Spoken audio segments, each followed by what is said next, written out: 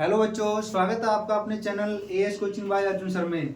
देखिए, आज हम आपको सांख्यिकी पढ़ाएंगे। 10th क्लास के लिए हमें क्या क्या चीज़ें पढ़नी है, तो आपको सारा कंसेप्ट आज हम क्लियर करा देंगे। अगर आपके फॉर्मूले अच्छे से याद है तो आप क्वेश्चन अच्छे से कर पाओगे। तो सारे के सारे प्रश्नावली के हम फॉर्मूले आज पढ़ेंगे और किस तरह से है। तो चलिए चलते हैं जरा। देखो, सांख्यिकी पढ़ेंगे हम। इंग्लिश में क्या बोलते हैं? स्टैटिस्टिक्स बोलते हैं। और क्या क्या चीज़ें हमें पढ़नी है? एक पढ़ना है माध्य है, जिसे हम बोलते हैं समांतर माध्य है, और इंग्लिश में बोलते हैं हम इसे मीन। और दूसरा पढ़ना है माध्यक। माध्यक मतलब माध्यिका, और इंग्लिश में बोलते हैं इसे मीडियन। और तीसरे नंबर पे पढ़ना हमें बहुलक, जिसे इंग्लिश में बोलते हैं मोड। तो चलिए हम सबसे पहला पढ़ेंगे माध्य के बारे में। तो माध्य के कौन कौन से फॉर्मूले होते हैं?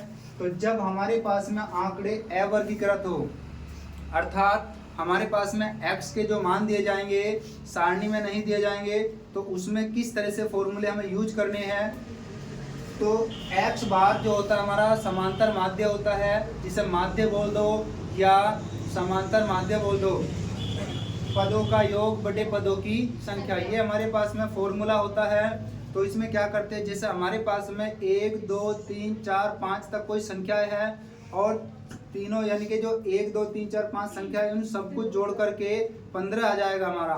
और कितनी संख्याएं है? 5। तो 5 से भाग दे देंगे, तो हमारा जो समांतर माध्य आ जाएगा वो आ जाएगा 5 को 15 से भाग दे देंगे, यानी कि 15 अपोन में रखेंगे। देखो यहाँ पर हमारे पास में 15 ऊपर रहेगा और 5 संख्याएं थी, तो 5 दिया कितना आ जाएगा? 3 आ जाएगा। तो यहाँ हमारा 3 समांतर माध्य निकल कर आ जाएगा। ये कब के लिए है? जब हमारे पास में आंकड़े अवर्गीकृत हो। तो आपको फॉर्मूला याद रखना है, x बार बराबर, x बार मतलब समांतर माध्य है, तो पदों का योग बटे पदों की संख्या। तो इसे हम मैथमेटिकल फॉर्म में लिख सकते हैं कि x बार बराबर होता है सिग्मा x। यहाँ एक शब्द आ गया, अक्षर क्या हो गया? ये यूनानी अक्षर होता है एक। जैसे हमारे पास में ए से लेके जेड तक हो जाता है, और ऐसे लेके ज्ञानी तक अल्फाबेटिकली जो हमारे फॉर्म होते हैं, जैसे एसएनआर में ऐसे लेके ज्ञानी तक होते हैं। तो इसी तरह से यूनान में जो है एक अक्षर होता है, इसे बोलते हैं सिग्मा। इसका अर्थ होता है जोड़ना। तो ये है हमारा यूनानी अक्षर। अर्थ क्या होता है इसका? जोड़ना।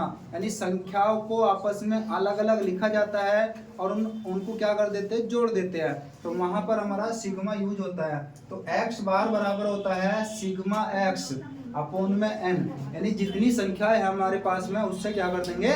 भाग दे देंगे। तो फॉर्मूला बन जाएगा x बार बराबर सिग्मा x अपोन में n। ये हमारा हो जाएगा कब? जब आंकड़े अवर्गीकृत हो। तो आंकड़े जब वर्गीकृत हो तब किसके क्या करेंगे? देखो, जो है जब आंकड़े वर्गीकृत हो तो फॉर्मूले हमारे पास में 3 है। 3 विधि होती है हमारे पास में। एक विधि हमारे पास में प्रत्यक्ष विधि, दूसरी विधि है हमारे पास में कल्पित विधि, तीसरी विधि हमारे पास में पग विचलन विधि। तो तीनों विधियों से हम समांतर माध्य ज्ञात करते हैं। और समांतर माध्य किस तरह से ज्ञात करते हैं? तो x बार बराबर सिग्मा एफ एक्स, यहाँ पर हमें बारंबारता दी जाएगी। तो बारंबारता और x की आपस में गुना करके उन्हें जोड़ देंगे, और बारंबारताओं के योग से क्या कर देंगे? भाग दे देंगे। तो हमारा क्या निकल जाएगा? समांतर माध्य निकल जाएगा। तो ये प्रत्यक्ष विधि पहली हमारी। फॉर्मूला क्या है? x बार बराबर सिग्मा एफ एक्स अपोन में सिग्मा एफ। इसके बाद में दूसरी विधि हमारी कल्पित विधि या लघु विधि। तो दो नाम है इसके, या तो कल्पित विधि या लघु विधि। तो फॉर्मूला हो जाता है x बार बराबर a plus sigma F D. जैसे यहाँ पे x था, यहाँ पर इस बार क्या आ गया है? d आ गया है। तो d का मान निकालते हैं हम कैसे है? x माइनस a, यानी जो x का मान दिया जाएगा हमें उसमें से a घटाते चले जाएंगे, और हमारे पास में क्या निकल जाएगा? d निकल जाएगा। तो फॉर्मूला क्या है कि x बार बराबर a plus sigma F D upon में सिग्मा f। a क्या है यहाँ पर? कल्पित माध्य, यानी x वाले पद में क्या करेंगे? बीचों बीच वाला या बीच से ऊपर वाला कोई मान ले लेंगे और उसे हम a मान लेंगे। ठीक है। इसके बाद में तीसरी विधि हमारी पग विचलन विधि। तो पग विचलन विधि में फॉर्मूला हो जाता है x बार बराबर a plus sigma F you upon में सिग्मा एफ। और गुना में हो जाता है h। यहाँ पर जो h आ गया है, h को बोलते हैं वर्ग अंतराल। बाकी जो u है, जैसे हमने d निकाला था तो x माइनस a, तो x माइनस अपॉन में क्या कर देंगे, बस h से भाग दे देंगे वर्ग अंतराल से। यानी जो वर्ग अंतराल होता है जैसे 0 से 10, 10 से 20, 20 से 30, इस तरह से दिया जाता है।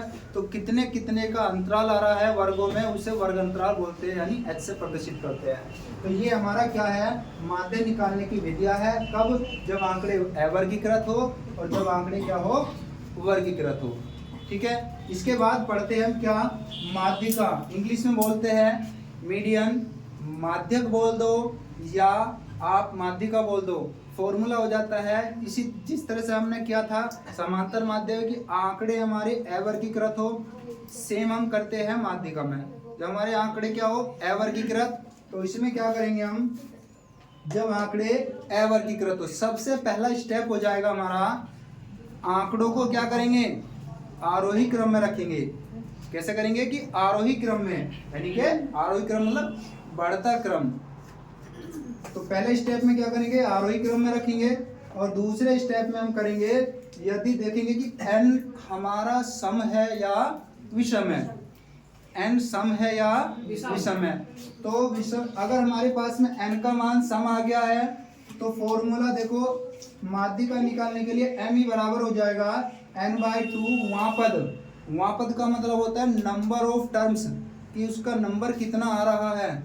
तो n/2 वापद प्लस n/2 प्लस 1वां पद, यानी जो ये आएगा उससे एक ज्यादा, और पूरे के बटे में क्या कर देंगे, 2। तो यहाँ पर ये हमारा सम के लिए फॉर्मूला आ जाता है। अगर n बराबर विषम है, विषम मतलब कोई संख्या की 5 आ गई, 7 आ गई या 9 आ गई, ये विषम संख्या कहलाती है। तो इसमें n बराबर अगर विषम आ गया तो उसके लिए फॉर्मूला छोटा सा है, देखो m बराबर n+1/2 वां पद, ये आपका हो जाएगा विषम के लिए।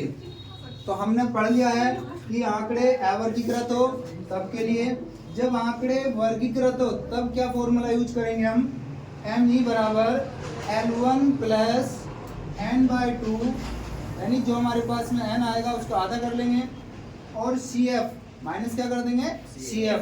तो जो CF होगा इसे बोलते हैं हम संचयी बारंबारता, और अपॉन में क्या करेंगे, F, और गुना पूरे के गुना में H करेंगे। तो H हमने पढ़ लिया कि वर्ग अंतराल होता है, F हमारा बारंबारता होती है, CF हमारा संचयी बारंबारता है, और जो N है, जो N का आधा करेंगे वो n/2 आ जाएगा। और L1 क्या है यहाँ पर, अगर हम मान निकाले कि माध्यिका, तो माध्यिका वर्ग की निम्न सीमा, L1 क्या है, माध्यिका वर्ग की निम्न सीमा। तो ये हमारा फॉर्मूला हो जाता है कब, जब आंकड़े वर्गीकृत हो। तो सेम प्रोसीजर हम करेंगे बहुलक के लिए। हमने माध्य पढ़ लिया है, माध्यिका पढ़ लिए है, अब पढ़ेंगे हम बहुलक। तो बहुलक में देखो, इंग्लिश में बोलते हैं बहुलक को मोड। एक फॉर्मूला है बहुलक के लिए कि m बराबर L1 plus F1 minus F0 upon में 2F1 minus F0 minus F2, और पूरे के गुना में क्या हो जाएगा, H। ये हमारा फॉर्मूला बन जाता है। L1 अभी बताया, L1 क्या है, L1 है हमारा बहुलक वर्ग की निम्न सीमा, और F1 क्या है, बहुलक वर्ग की बारंबारता, और F0 क्या है, बहुलक वर्ग के ठीक पहले वाले वर्ग की बारंबारता, और F2 क्या हमारा, बहुलक वर्ग के ठीक बाद वाले वर्ग की बारंबारता, और H हमारा वर्ग अंतराल है। ये हमारा बहुलक का हो गया फॉर्मूला। इसके बाद में हमारे पास में एक संबंध आ जाता है, वेरी वेरी मोस्ट इम्पोर्टेंट है तीनों के लिए संबंध, बहुलक, माध्यिका और माध्यम संबंध। तो बहुलक बराबर हो जाता है 3 गुना माध्यिका, बहुलक बराबर 3 गुना माध्यिका माइनस 2 गुना माध्य। तो दोबारा देखो, बहुलक बराबर 3 गुना माध्य, माध्यिका हो जाएगा माइनस 2 गुना माध्य। तो ये हमारा रिलेशन आता है तीनों में। ये कभी कभी फॉर्मूला ये इधर पलट देता है, ऐसे तो प्लस में आ जाता है, तो आपको ये रिलेशन याद रखना है, और इससे न्यूमेरिकल भी आते हैं, ये डायरेक्ट जो है फॉर्मूला भी आता है। तो हमने जो है ये सारे के सारे फॉर्मूले सांख्यिकी 10th क्लास के पढ़ लिए हैं। तो आशा करते हैं कि हमारी वीडियो अच्छी लगी है तो लाइक कीजिए, कमेंट कीजिए और सब्सक्राइब करना ना भूलें। Thank you.